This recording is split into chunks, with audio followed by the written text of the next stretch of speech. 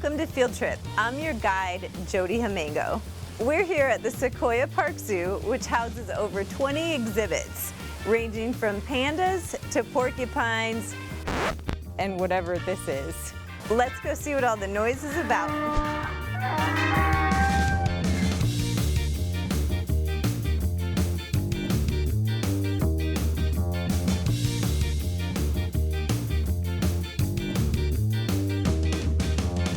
Let's see if we can find an expert to learn more about the animals. Hi, I'm Lindsey. I'm one of the zookeepers here at Sequoia Park Zoo. Hi, Lindsey. Nice to meet you. What's up on the chore list for today? So next up, we are feeding our 2 red pandas and Jack, the Indian muntjac. I think they're ready for breakfast. That sounds like an amazing opportunity. Let's go. Let's go.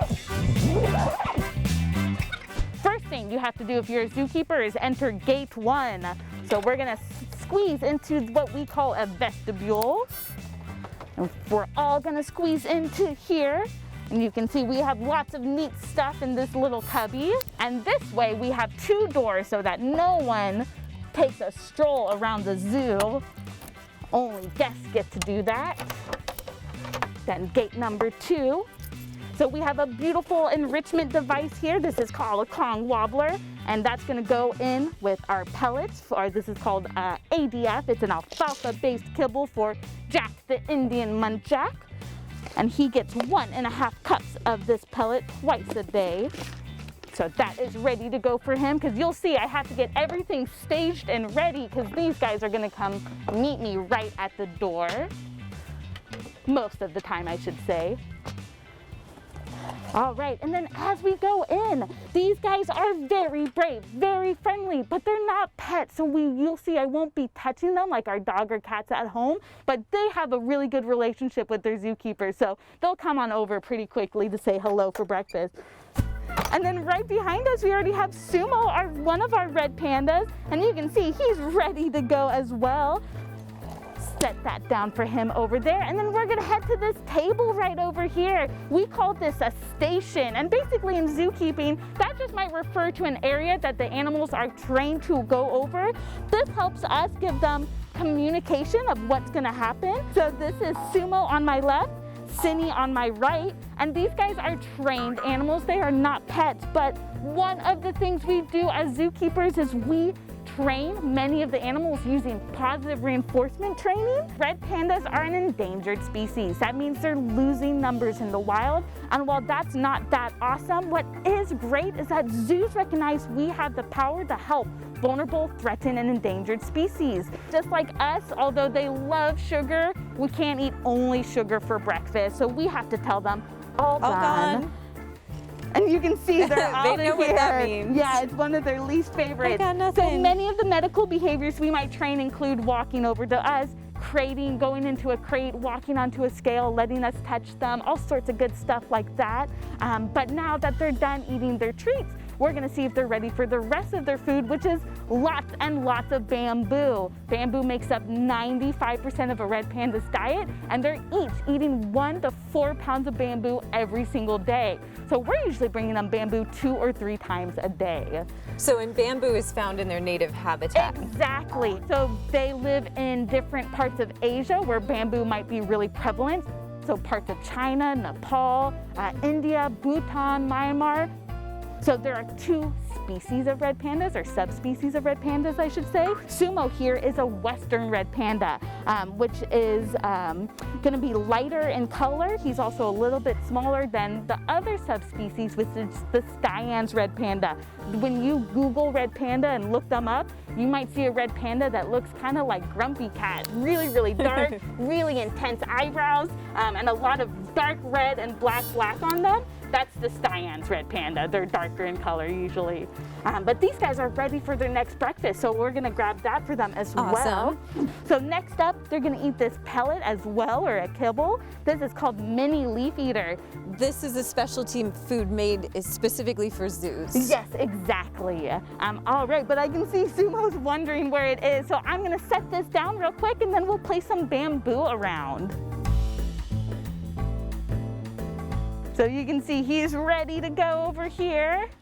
You can kind of see in their hut, They get a variety of comfy options, including a blanket or straw to rest on, but red pandas are a cold climate animal. So while I might be wearing a beanie and a jacket today, they are loving this climate and the temperature here.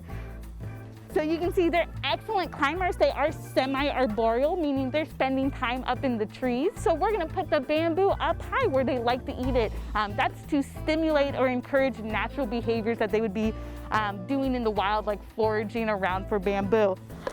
But you can see this is already panda leftovers, which is great. I like them to have some leftovers every day. Each red panda eats 1 to 4 pounds of bamboo every single day. So we're bringing in a ton of bamboo. So that's stuff they've possibly chewed on from yesterday. And yes, and it's just hanging out here for just a moment before I take it away. Red pandas focus on eating the leaves of the bamboo, and primarily they're looking for soft, supple, really sugary leaves. They don't eat things that are too old. They also don't eat the stalks like the giant panda bear does. So I'm gonna start taking some of our bamboo pieces and you can maybe help me as well. I would love to. Fantastic. So we can see there's old bamboo around, and then we can take new bamboo and just place it up high. As we move around this habitat, we do want to be mindful of the animals. Like I said, Jack, the Indian muntjac, is a lot more comfortable, but we just don't want to sneak up behind him on accident. That might get him excited. So we can pull down some of the old stuff and then that's just there? plop it on there. Okay. Exactly. You're Gotcha. a zookeeper in the making. Field Trip Trivia. Mossel bamboo is one of the fastest growing plants in the world. How long does it take to grow to adult height? A, 2 years, B, 5 years, or C, 10 years?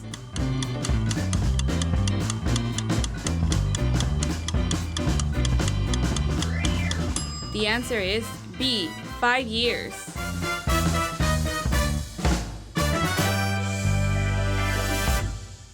How did you decide to become a zookeeper?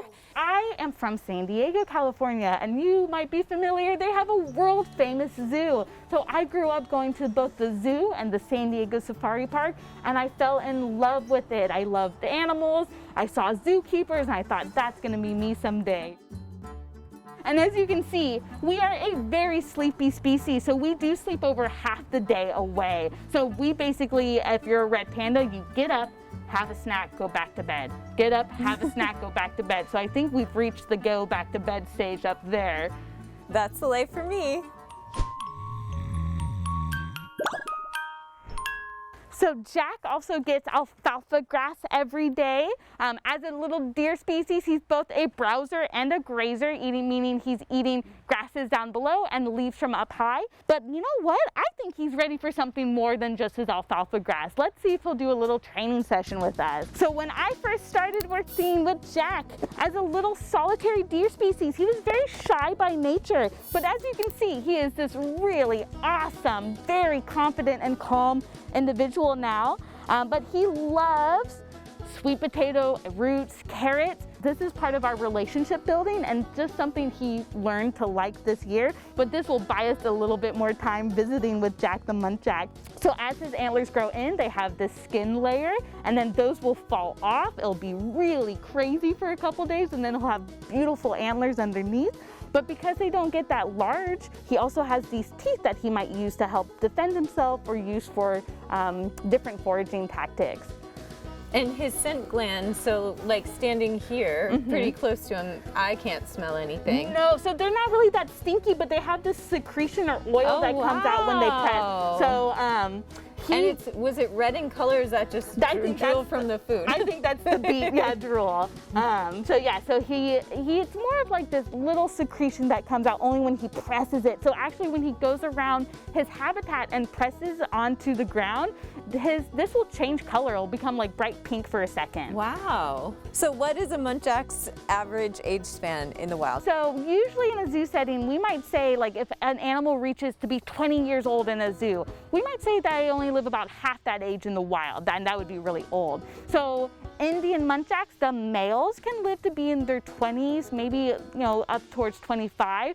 So at 16, he is definitely older, but not necessarily old yet. The other thing that's kind of wonderful is, as you saw with him coming over, as the zoos and our understanding and zookeepers learn more and more and more, we can help increase their quality of life as they get older to be really excellent all the way through, basically. So I would anticipate that some of these animals will even reach older ages than we're used to seeing, just because our understanding, our knowledge of their veterinary care, their daily care, and their life care gets better all the time.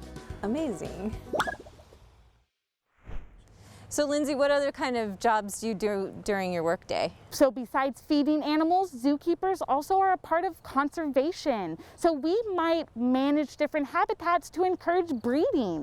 What might that mean on a day like today? So today we're going to be making some mud nests for our Chilean flamingos. Awesome, let's go get dirty. Let's go.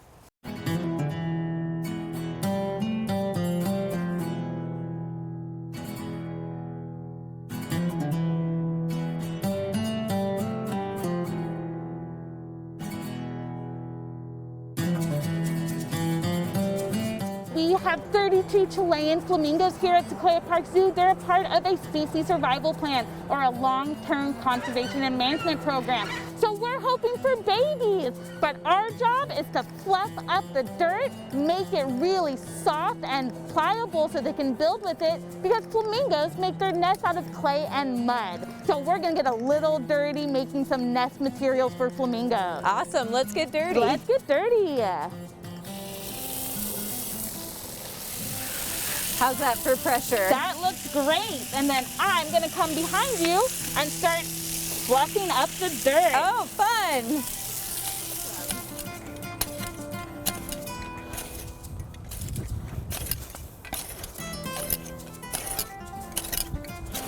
Oh, you're like turning and lifting. Yeah, because I'm kind of like rotating the mud from lower to upper. And often it's kind of like you want it almost like wet cement. So that's kind of what I'm looking for. So often I'll kind of do a once over, wet it down and do it again, and it kind of just makes it like wet all the way through. Right, so you get the water into the deeper layers. Exactly. Field Trip Trivia. What is a group of flamingos called? A. Bouquet. B. Gaggle. Or C. Flamboyance.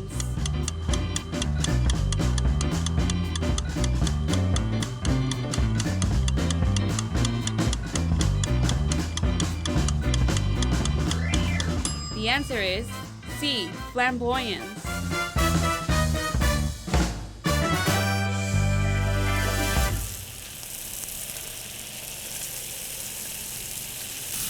Do you want to trade jobs? Yeah, that looks great on the water. Thank you.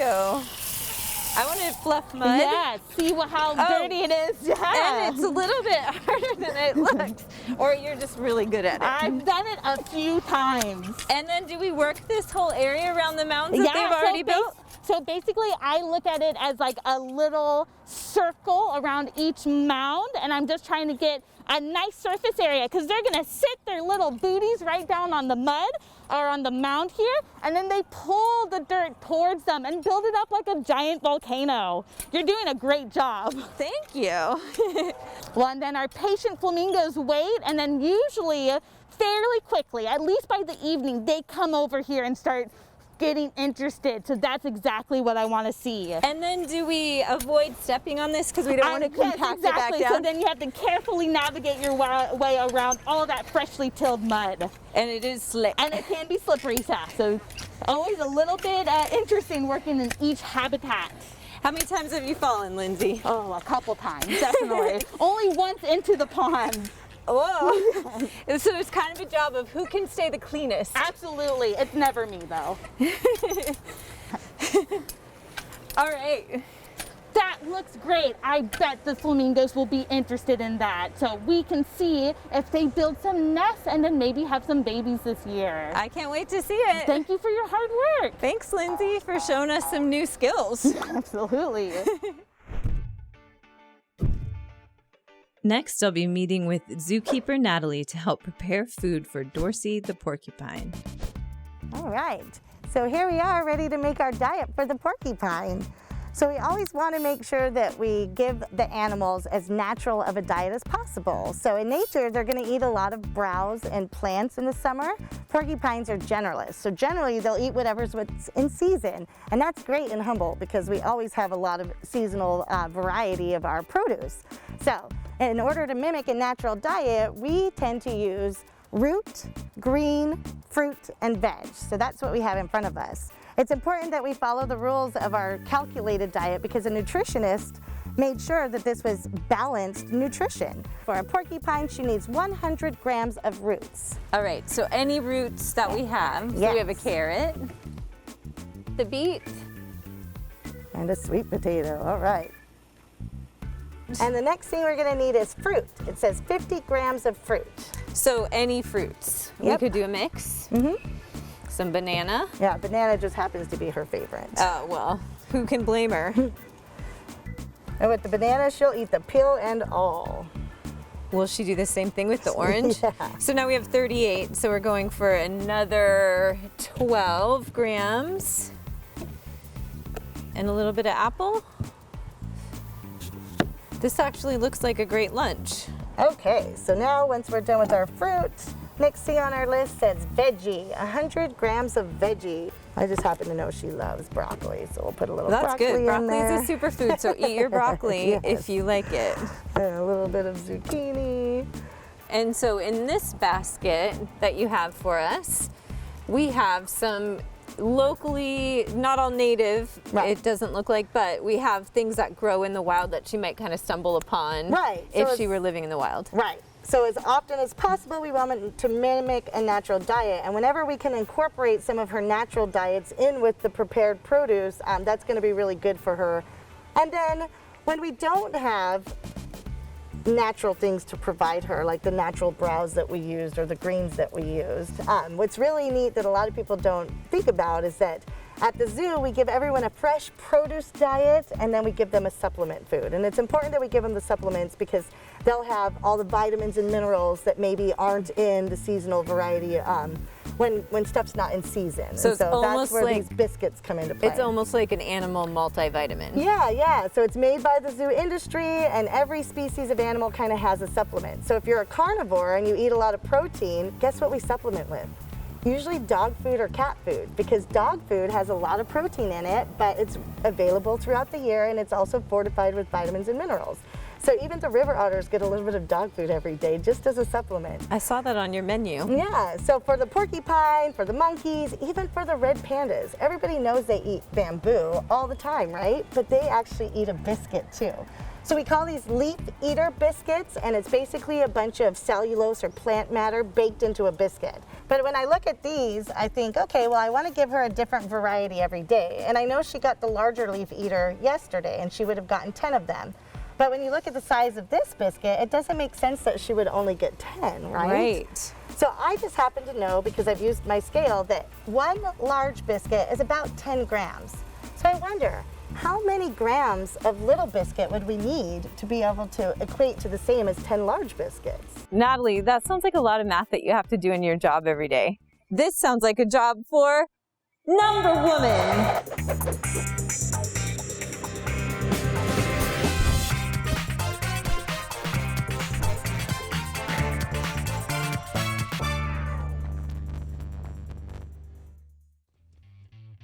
Thanks, Jody. That's a great question.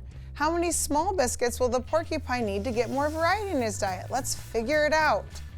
Well, we know that one large biscuit is 10 grams, and the porcupine eats 10 of those, which is a total of 100 grams. But we also know that the small biscuits are about 1.5 grams. So what we want to do is figure out how many of the small biscuits the porcupine would need in a day. So we take 100 grams total, and we know that a small biscuit, one small biscuit, is about 1.5 grams. And then what we do is we can cancel out the grams, and we see that 100, and we'll go ahead and put a 1 under the 100 and multiply straight across, and we get 100 small biscuits divided by 1.5. So if we take 100 and we divide it by 1.5, we don't want to divide by decimals, so we'll multiply by 10 over 10, and anything divided by itself is 1, which is the multiplicative identity, so it doesn't change the problem. So then we get 1,000 over 15. And then I like when fractions have smaller numbers so they're easier to manipulate and it's easier to work with. So what we'll do is we'll take and divide the 1,000 and the 15 by 5. And when we do that, we get 200 divided by 3. And then at that point, we can take the 200 and divide by 3, and we'll see what we end up getting. So what happens is 3 into 20 goes 6 times. 6 times 3 is 18. When we subtract, we get 20 again. Oh, getting the same thing. So another 6 times 3 is 18, and we see that it repeats. And when it repeats, we know that what we have is about 67 small biscuits. So if we want to give the porcupine small biscuits instead for more variety, then we'll want to give them about 67 small biscuits, and then they get more variety in their diet. All right, back to you, Jody. Let's go feed Dorsey the porcupine. Dorsey is one of our special ambassador animals, and basically what that is a collection of our education animals that came from nature but were unfortunately injured. So it's a little bit of a sad story, but it's actually a strong survivor story. They're nocturnal, so porcupines sleep all day and play at night. And when they do sleep, they're sleeping up in the trees. She doesn't rely on sight very well, but she does rely a lot on her hearing and on her sense of smell. And then the bottom of her feet have pads on them that are sensitive to vibrations that help her too in the dark. So are the quills of a porcupine modified hair? They are. This is something I've been wondering. She has 2 kinds of hair. She's got her modified quills hiding under her beautiful soft guard hair, and that's her camouflage, is the guard hair. So it's important that she has darker hair to camouflage. So some people think that they can shoot their quills out. Right, and that's another thing I like to point out, is that she is a mammal, so she sheds her hair. So just like when I'm brushing my hair, I find some in the comb or in the hairbrush. They don't really shoot them, they have no control over it, but they do shed in a really uneven pattern, and they shed more when they're nervous. So I like to tell people to be really careful, but if you have a chance to look at a porcupine quill with a magnifying glass or a microscope, essentially the black tip is reverse barbs like a fish hook. So you're right, it's meant to kind of go in and not come out. What kind of behavior would you see, like heaven forbid a dog was bothering them in the wild? What kind of behavior might we see from a porcupine? So if it's a young porcupine, it can actually be very dramatic. They'll turn around and kind of use their tail like a spiked club just for, to be dramatic, like check me out. So they learn as they get older that they can just hunker down. So they'll just grab onto the grass and they'll tuck their head in, because she's got 30,000 quills all over her body except for that front face area. So if she grabs the grass and tucks her heads in, she then becomes like a ball of quills, almost like a hedgehog, and it's nearly impossible to flip them over. All right, so it looks like Dorsey's getting ready to be finished, so let's go ahead and put her away and we can go feed the river otters. That would be amazing. Thank you, Dorsey.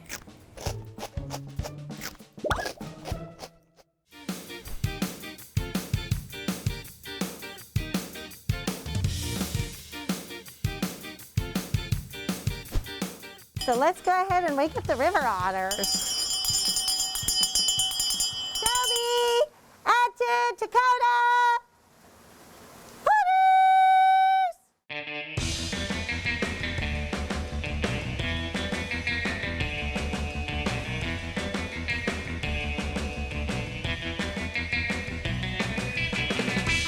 These guys are actually terrestrial mammals, which means they spend most of their day on land, and they only come to the water during feeding times. So we do like to try to make our habitats as natural as possible.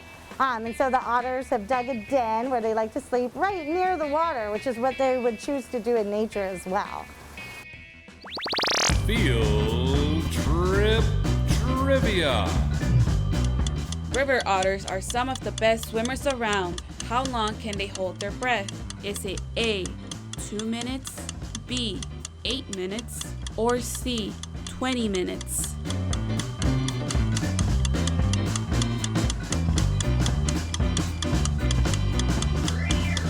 The answer is B, 8 minutes.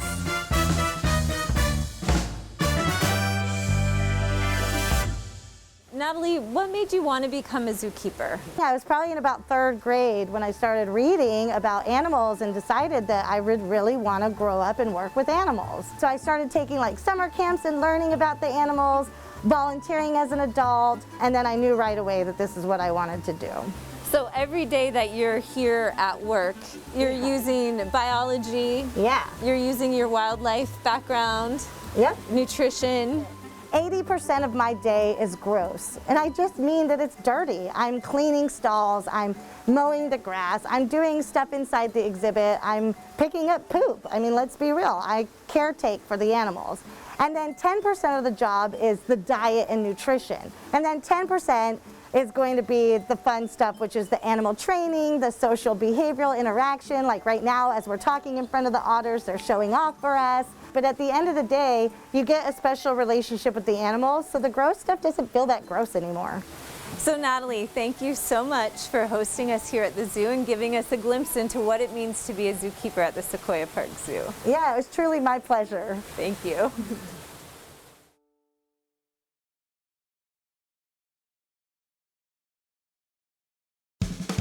Let's see if we can find a zookeeper to learn more about the animals. Hi. I'm Zookeeper Lindsey, and I'm here at Sequoia Park Zoo. Can we redo that? Yes. I got all. I've never been bit by a goose, but I have been bit by a chicken. They'll do that. They'll get you. This sounds like a job for number woman. This sounds like a job for number woman. This sounds like a job for number woman. This sounds like a job for number woman. Okay, we're gonna do it one more time.